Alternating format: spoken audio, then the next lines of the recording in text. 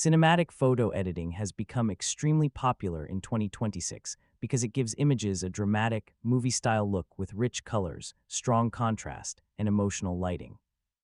Adobe Lightroom includes powerful tools for creating cinematic edits using color grading, masking, tone curves, and lighting adjustments.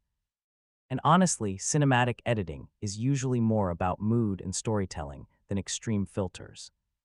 So in this full guide, I'll show you how to make cinematic photos in Lightroom step by step in 2026. First, open Adobe Lightroom or Lightroom Classic and import the photo you want to edit. Before color grading, balance the image using exposure, highlights, shadows, whites, and blacks.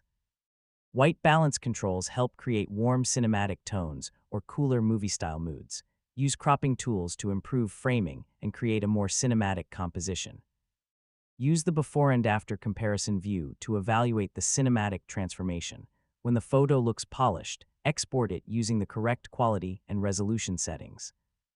And honestly, cinematic editing works best when the original photo already has strong lighting and composition. Editing can enhance a good image, but it usually cannot fully fix weak photography. And that's your full guide on how to make cinematic photos in Lightroom in 2026.